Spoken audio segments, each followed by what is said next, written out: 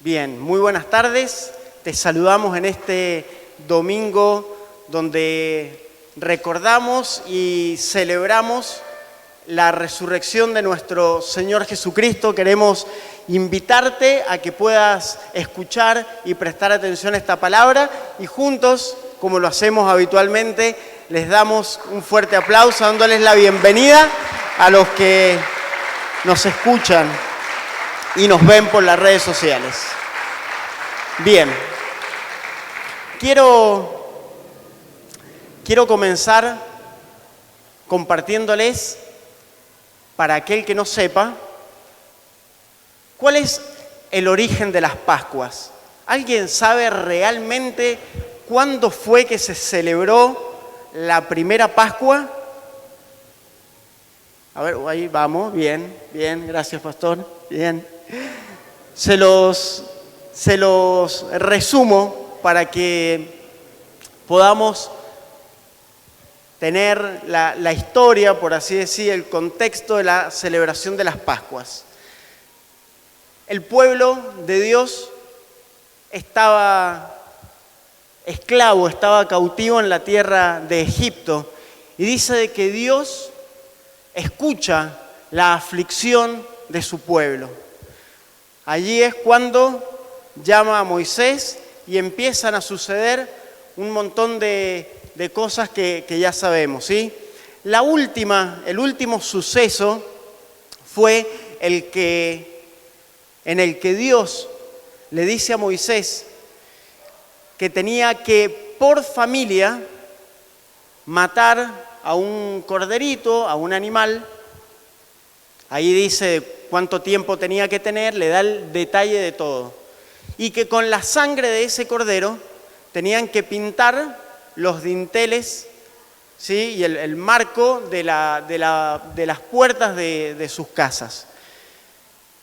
Y esa noche se celebra por primera vez la Pascua ordenada por Dios a Moisés, porque ese suceso iba a ser el que iba a provocar, por así decirlo, que su pueblo saliera de esclavitud a la libertad. Amén. Entonces, cuando nosotros decimos felices Pascua, el otro día hablábamos un poco nos reíamos en realidad con Benjamín, con mi hijo, y decíamos, ¿qué es lo que tiene que ver? El huevito de Pascua, la rosca de Pascua y el conejito y todo eso.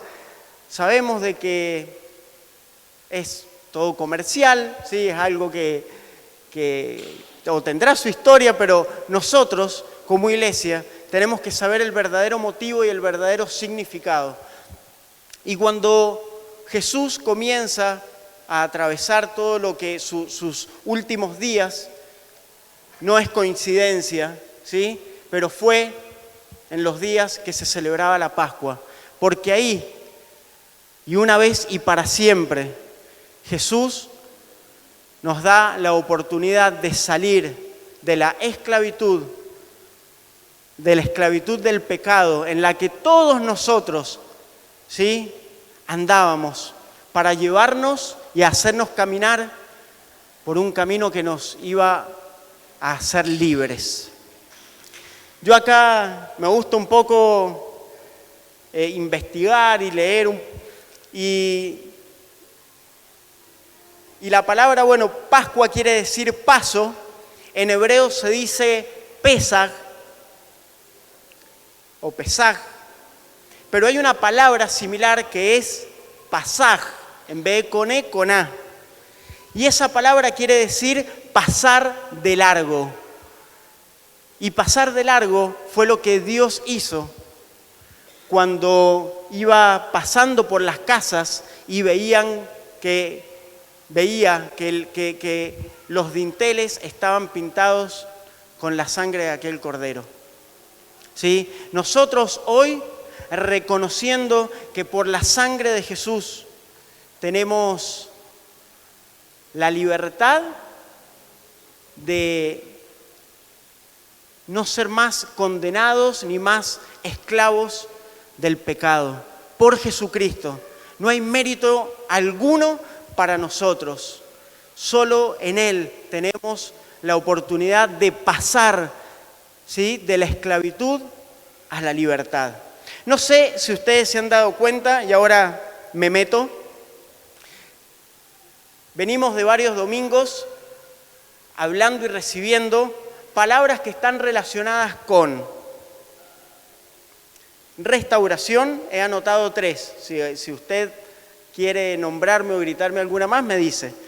Pero a mí me han llamado la atención estas 3. Restauración, paternidad y diseños de Dios.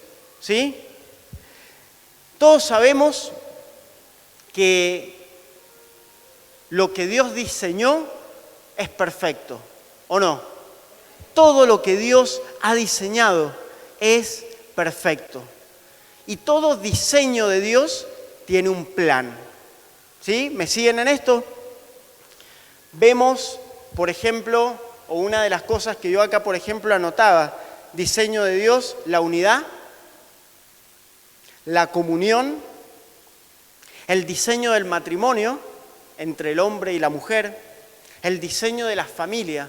Son diseños perfectos, son diseños que en Él funcionan, cumplen su propósito, en Dios, en el diseñador de todo eso. Pero también sabemos de que hay un imitador que quiere, ¿qué? Distorsionar, correr, quiere manipular todo diseño de Dios. Y lo vemos en esto que les nombraba recién. Cuando Jesús oró por los discípulos, oró por la unidad. Lo contrario es la división. Y Jesús dice que una casa, un reino, una familia dividida no avanza, ¿sí? No avanza. Vemos el diseño de la comunión, donde Dios quería de entrada tener una comunión con nosotros como hijos. ¿Qué pasó? Entró Satanás, entra el pecado y se distorsiona todo el plan, ese plan que Dios tenía. El diseño del matrimonio, hoy en día vemos lamentablemente o incluimos, ¿sí?, en el diseño del matrimonio, el diseño de la familia, donde vemos donde 2 varones, 2 mujeres quieren formar una familia, y por más de que después nos tilden en las redes sociales y que nos digan lo que nos digan, nosotros vamos a defender los diseños originales de Dios, ¿sí?, donde el hombre y la mujer fueron diseñados por Dios, ¿sí?, y les dijo: multiplíquense, fructifiquen. Es imposible, iglesia, y esto se los digo teniendo el conocimiento de que ustedes también ya lo saben, es imposible que tanto 2 hombres como 2 mujeres de esa forma haya fructificación y multiplicación en la tierra. Bien, cuando creemos que Dios tiene un plan, entendemos el porqué de muchas cosas que están escritas en su palabra. Por ejemplo, anotaba acá, cuando leemos acerca de Caín y Abel, ya vemos cómo Satanás se metió trayendo pecado para romper la relación entre hermanos. No solamente entre hermanos, sino también entre padre e hijo. Había un plan, pero entró el pecado. Y Dios tuvo que levantar, ¿qué? Una generación justa para que llegase Jesús, el Mesías, y pudiéramos volvernos a Él, al Padre, y volver a tener, como cantábamos y orábamos hace un momento, volver a tener intimidad, relación con nuestro Padre. Pero para eso, como les dije recién, Dios comenzó a levantar una generación hasta que llegase el Mesías. Ahora, me voy a adelantar un poquito acá, voy a agarrar esta hoja, y a mí me llama mucho la atención. No sé si ustedes han notado algo. En el libro de Mateo tenemos una genealogía de Jesús, y en el libro de Lucas tenemos otra descripción de la genealogía de Jesús. Y hay algo que me llama la atención, seguramente usted si ha leído con detalle también se va a dar cuenta. A partir de David, del rey David, en Lucas nombra al hijo menor llamado Natán, y de ahí continúa hasta que llega María, la madre de Jesús. Pero en el libro de Mateo comienza la genealogía desde Abraham. Y cuando llega a David, no nombra a Natán, nombra ¿a quién? A Salomón. Y de ahí viene, hasta que llega ¿quién? Llega José. Y ustedes, no sé, a mí me llama mucho la atención, uno diría, pero si José no va a ser su padre físico, su padre biológico, ¿sí? No va a ser su padre biológico. Pero miren qué poderoso el plan perfecto de Dios, que eligió a un hombre que era parte del linaje y de la generación de David, del rey David, para que él sea parte de aquel que fuera a criar al Mesías, a Jesucristo. Miren lo que dice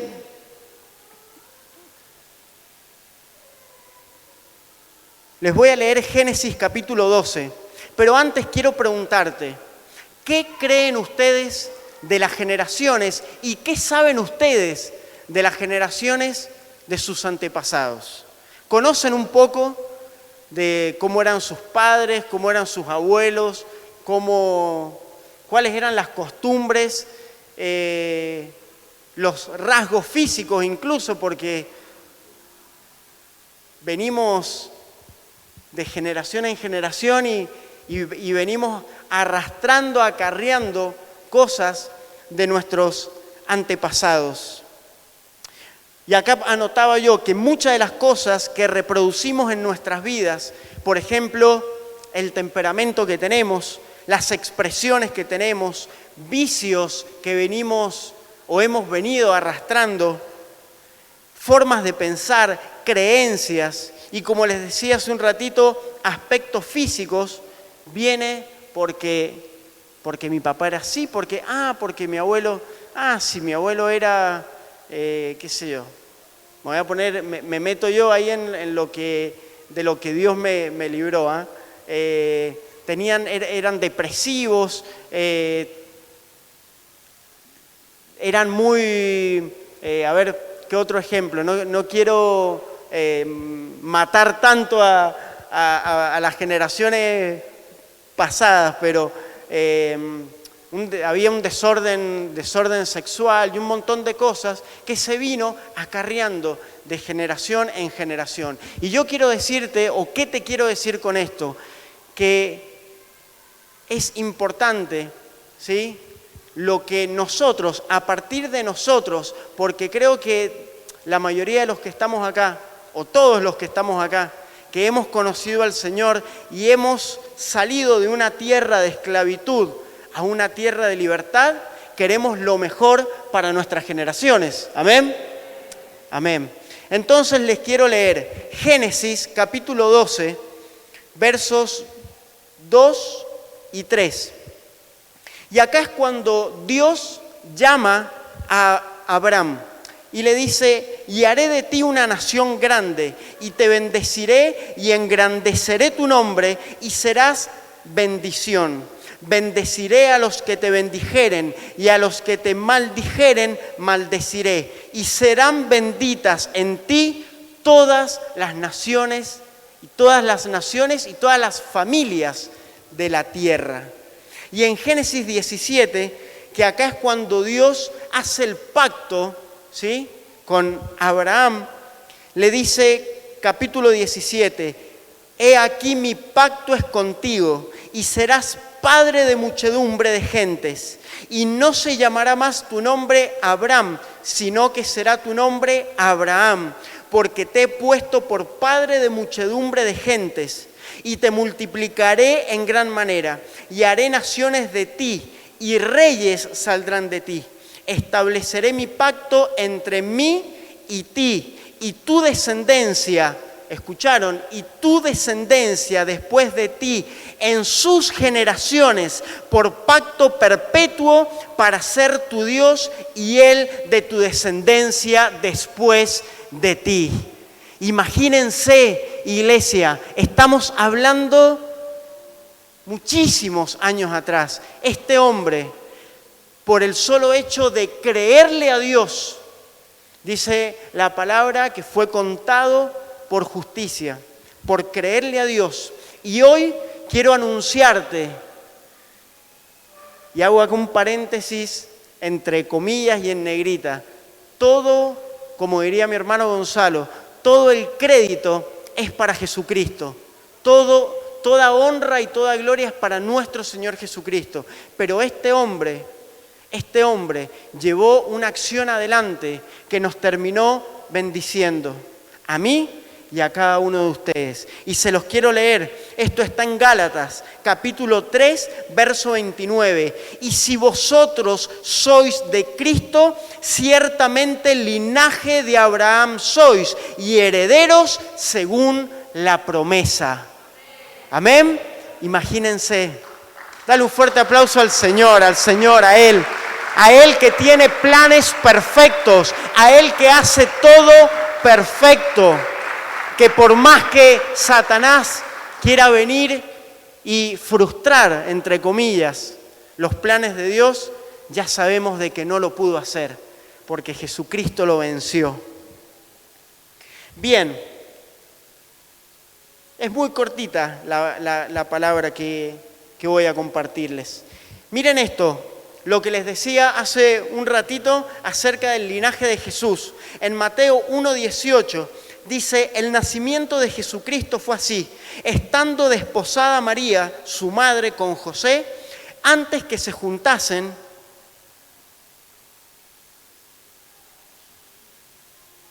¿puedo hacer una aclaración acá? Así también para los que nos escuchan lo pueden investigar, que lo investiguen.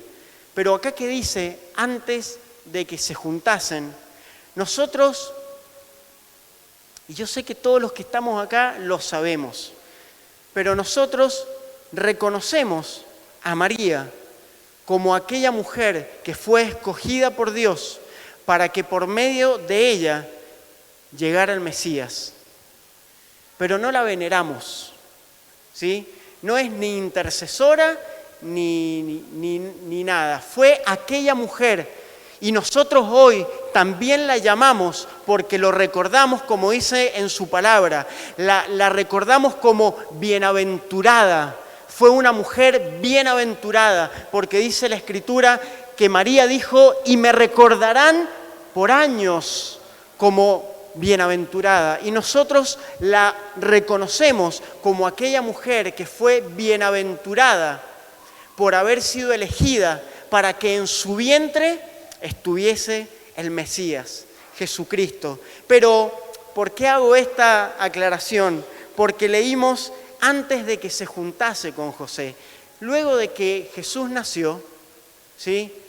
Quizá esto no lo tendría que haber dicho, pero bueno, lo digo, ¿eh?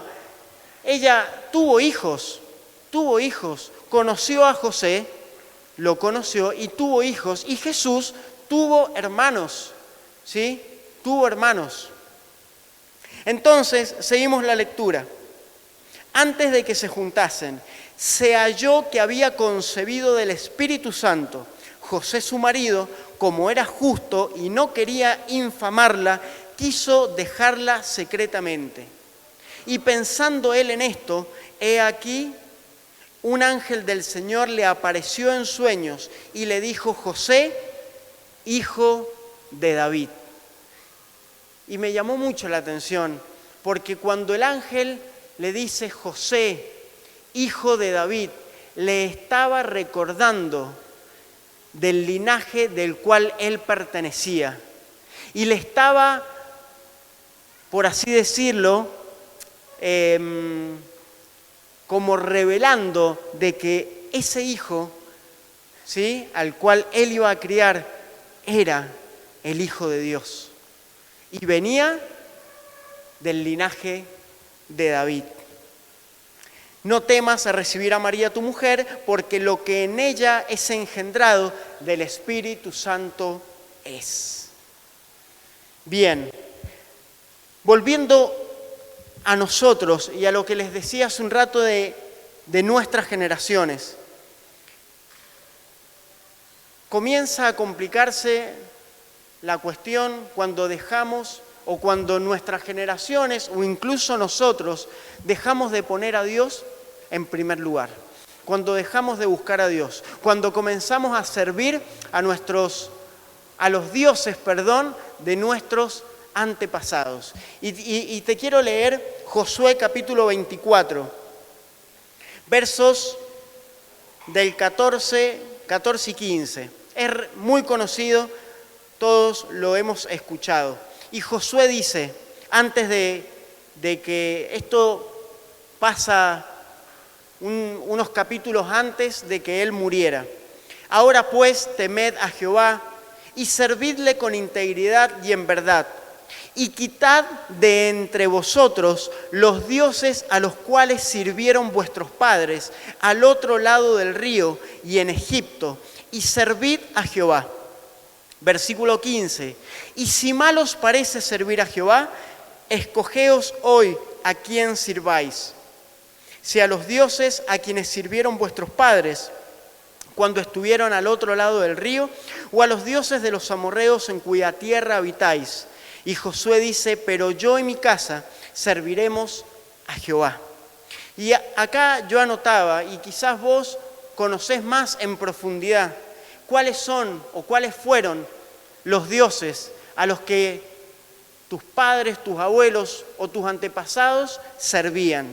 Yo anoté acá algunos, no sé si serán dioses o no, pero sé que han sido cosas que se han venido arrastrando de generación en generación y que a veces nos cuesta dejar. La arrogancia, la soberbia, el temperamento efusivo, ¿sí?, el que es caliente, el que cuando pasa una situación, acá le pego un golpazo en la mesa, y esto son patrones que venimos arrastrando de generación en generación, donde se terminan convirtiendo en dioses. ¿Y por qué digo que se terminan convirtiendo en dioses? Porque les hacemos un altar y decimos: yo soy así, yo soy arrogante, yo soy soberbio. Y no le dejamos al Señor, al que tiene que ser Dios y Señor en nuestras vidas, a que Él haga la obra en nosotros. El rencor, los resentimientos, las peleas familiares, el orgullo, escuchen, la miseria, la deshonra, son cosas que venimos arrastrando, que está ahí en el corazón, ahí. Es un ídolo, yo soy así. Yo vengo de una familia donde me criaron así y listo, y mantengo esa postura. Pero acá Josué le dice: ¿qué es lo que quieren hacer? ¿Qué es lo que quieren hacer? ¿Quieren servir a Jehová o quieren servir a los dioses a los cuales servían sus antepasados? Y la pregunta es, creo que hace un par de domingos atrás, cuando compartía, me parece que también citaba este mismo versículo. La pregunta es, ¿queremos servir al Señor? ¿Queremos servir a Jesús?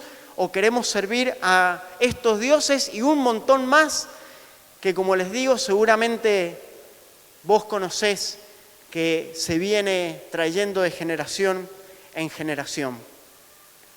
Cuando Josué muere, después de Josué en la Biblia está Jueces. Y Jueces capítulo 2, verso 8, dice lo siguiente: pero murió Josué, hijo de Nun, siervo de Jehová, siendo de 110 años. Y lo sepultaron en su heredad en Timnat-Sera, en el monte de Efraín, al norte del monte de Gaz. Y acá viene lo importante, versículo 10.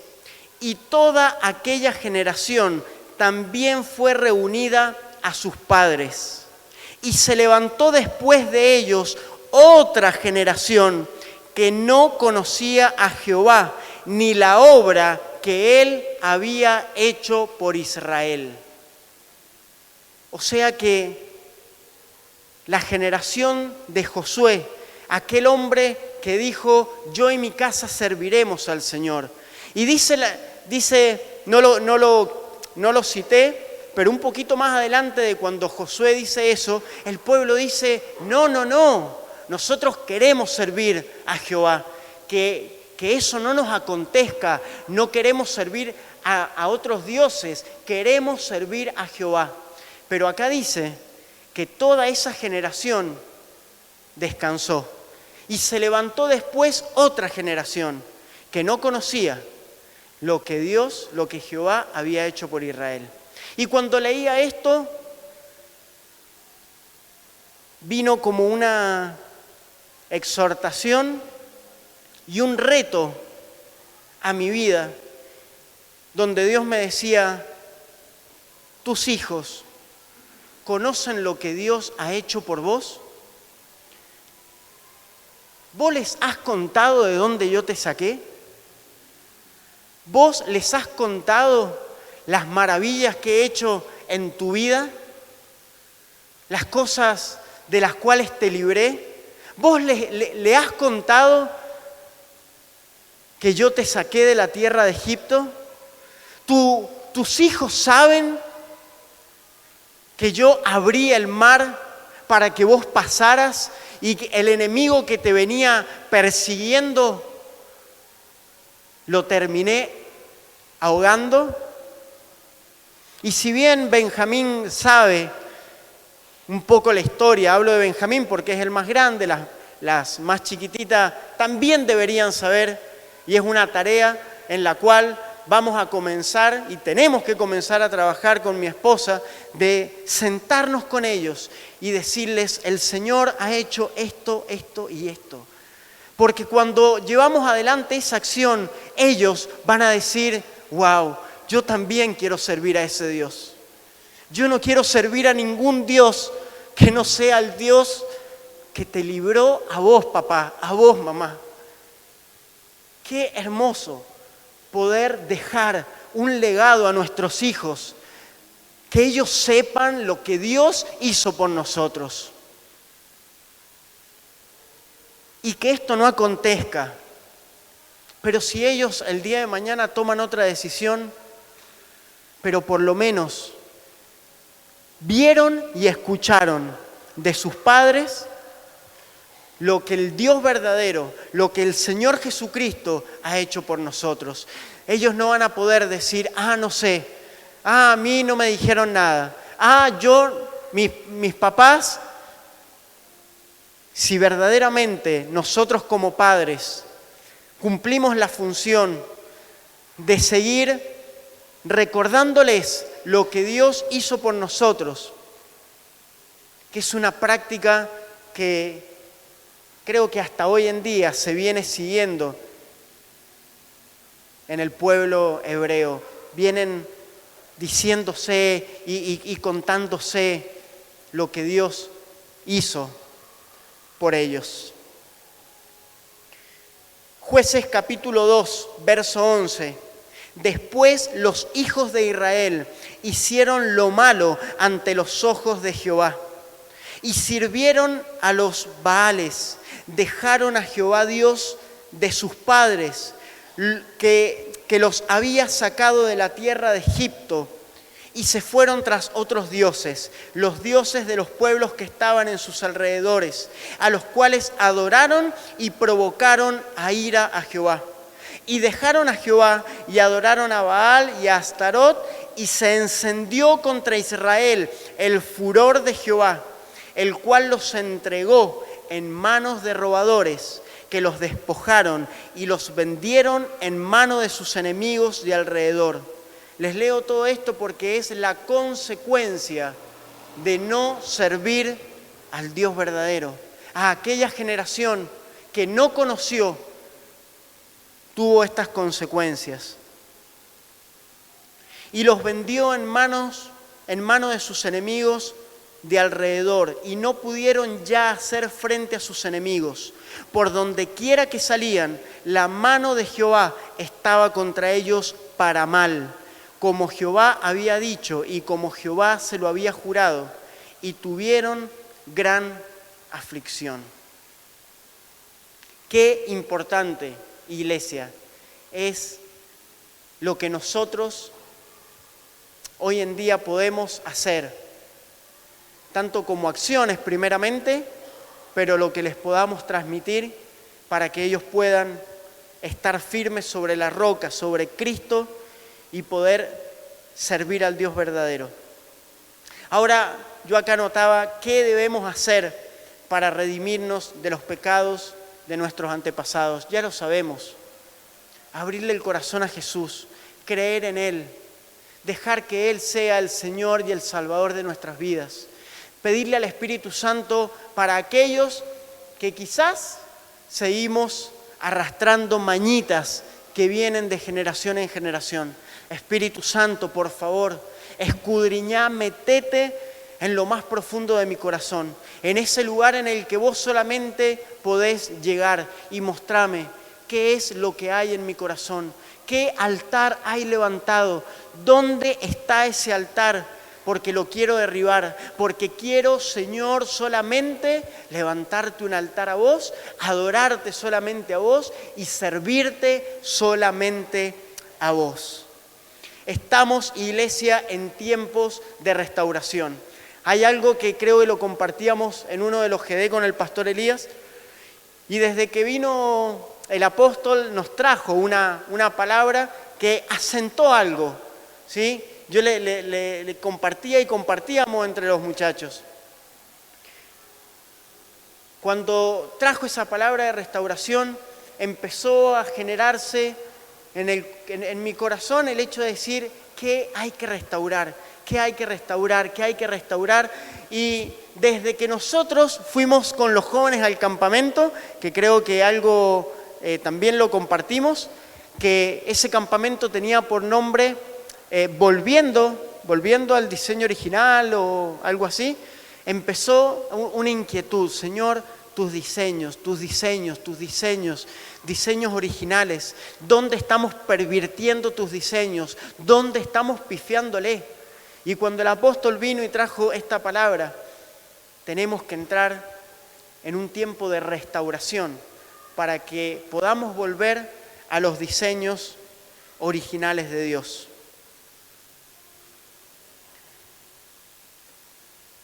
Quiero decirte, iglesia, que el primer lugar de restauración es acá. Es acá. Y tócate, si vos querés, tócate tu corazón. Es acá, es tu vida. Sos vos donde Dios quiere restaurarte. Siempre y cuando vos quieras ser parte del plan de Dios. Si no querés ser parte del plan de Dios, no te metas en una etapa de restauración. Pero todo aquel que quiera ser parte del plan de Dios, metámonos, iglesia, en ser restaurados. Que el Señor trabaje primero en nuestras vidas. Como leíamos y el pastor Elías y el apóstol nos han estado compartiendo acerca de Nehemías. Vemos familias llenas y personas con escombros. con las puertas consumidas. Las vemos en ruinas. Esas familias son las que, y esas personas son las que tienen que ser y entrar en un proceso de restauración. Y esto lo compartía con mi hermano Cristian Castillo. Y hablábamos, y esto también lo compartía el apóstol, ¿qué es más difícil? ¿Construir o reconstruir? ¿Quién pega el grito? Reconstruir es más difícil. Y seguramente todos los que estamos acá nos ha tocado reconstruir. Y seguimos en reconstrucción. Pero ¿qué te quiero compartir con esta palabra? Que si tenés hijos naturales e hijos espirituales, que podamos darles la oportunidad de que ellos construyan. No les dejemos una base con ruinas, no les dejemos una base con escombros, no les dejemos una casa donde las puertas están consumidas. Dejémosles y démosles la oportunidad en Cristo Jesús de que ellos puedan construir en Él, en el Señor, en el Señor. Ya voy terminando. Todo comienza en casa, anotaba acá. Lo que enseñamos bien, en casa no se olvida. Lo que no enseñamos, alguien más lo va a enseñar. Tarea para la casa, para nosotros que somos papás, ¿sí? Y en esto me mando al frente a full, no me lo traje. Celular, tranquilo. Celular, es algo común, celular. Echadito en el sillón, tiempo de ocio, por así decirlo, de descanso, echadito con el celular. O si me voy a la pieza, me acuesto y estoy con el celular. No digo que esté mal ni nada, pero a la hora de después reprender a nuestros hijos, no estés tanto con el celular. Y bueno, cabezón y cabezona, me digo yo, cabezón Agustín y cabezona mi esposa. Después hay cada uno que lo vea. No estés tanto con el celular. Si querés, este es un ejemplo mínimo, pero a su vez que genera mucha repercusión, ¿sí? Si nosotros no queremos ver que nuestros hijos pasen horas con el celular, y bueno, no pasemos horas nosotros tampoco con el celular. Si nosotros no queremos que nuestros hijos insulten o digan malas palabras, no digamos malas palabras, o si nosotros no decimos, no dejemos que vean cosas donde dicen malas palabras. Y acá me voy a tomar la atribución de honrar a una pequeñita que no está ahora acá, debe estar en su clase, y bueno, y también a sus papás, porque es mérito de su papá. Y es Victoria. Estábamos en mi casa, porque anoche se queda, y estábamos charlando. Y bueno, estaba Emma, bueno, la Anita, estábamos ahí juntitos.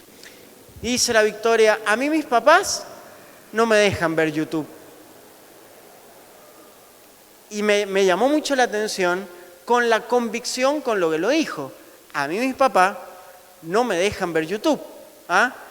Y la Emma, la Emita, la chiquitita, la que se junta con ella, dice, yo tampoco voy a empezar a ver YouTube.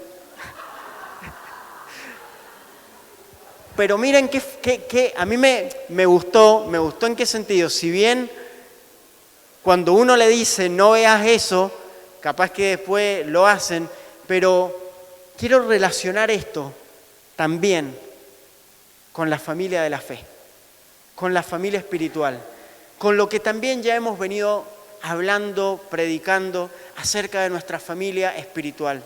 Cuando hay una familia espiritual que también levanta un testimonio, termina repercutiendo en las otras familias, tanto para bien como para mal. No, pero si mirá aquel lo que hace, bueno, si mirá aquella familia lo que hace, bueno, nosotros, pero mirá aquella familia. Yo sé que oran, que se juntan, que como familia se reúnen, tienen su tiempo de devocional, tienen su tiempo de oración como familia. Nosotros también vamos a empezar a llevar esa acción adelante.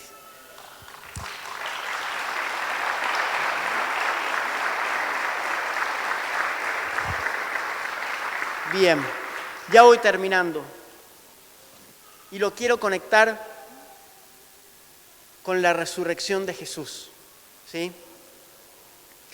Por la resurrección de Jesucristo podemos entrar en una restauración integral y disfrutar lo que Dios había y ha diseñado para nosotros, sus hijos. Por medio de la resurrección de Cristo podemos tener una restauración integral. Esto me llamó mucho la atención, escuchen. Satanás hasta el último momento probaba, y no solamente probaba, sino quería gestar ahí algo raro. ¿Ustedes se acuerdan cuando Jesús, o han leído, cuando Jesús está con Pilato, ¿sí?, con el emperador de aquel momento, y les dice, bueno, acá está Jesús, su rey, su Mesías, y el pueblo y los religiosos le decían, no es nuestro rey, no queremos, crucifíquenlo y todo esto. Y dice la palabra que una de las costumbres era que para las Pascuas soltaban a un preso. Y aquel preso que presentaron en aquel momento se llamaba Barrabás. Y cuando voy y busco, ¿alguien sabe qué quiere decir Barrabás? Barrabás quiere decir hijo de padre. Hijo de padre. Y cuando leo en esta Biblia de estudio, y dice, qué irónico es que el pueblo decide liberar a un hijo de padre, pero que era ladrón y que era asesino. Y al verdadero hijo del padre, crucifíquenlo. El pueblo, los líderes religiosos.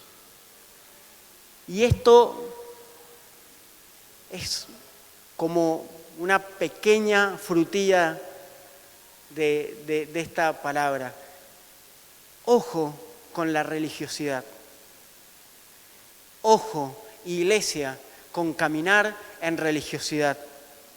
Porque terminamos liberando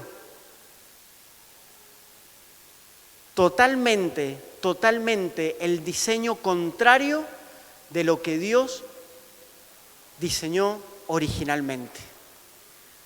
La religiosidad nos revienta, nos mata de tal modo que el mismo Jesús a los religiosos les decía sepulcros blanqueados, donde por fuera eran hermosos, pero por dentro estaban muertos.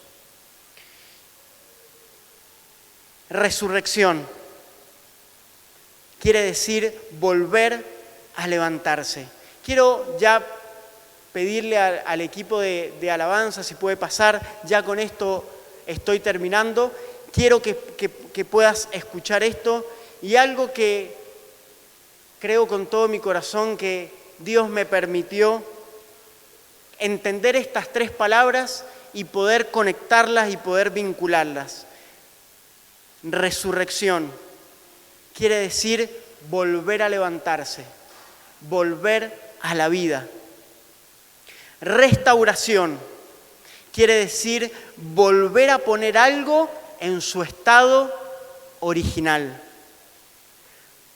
Restitución la triple re le vamos a poner. Restitución, que quiere decir devolver algo a quien lo tenía antes. Resurrección, restauración, restitución. Podemos decir entonces que por la resurrección de Cristo vamos a levantarnos para volver a nuestro estado original y así obtener lo que Dios tenía preparado para cada uno de nosotros.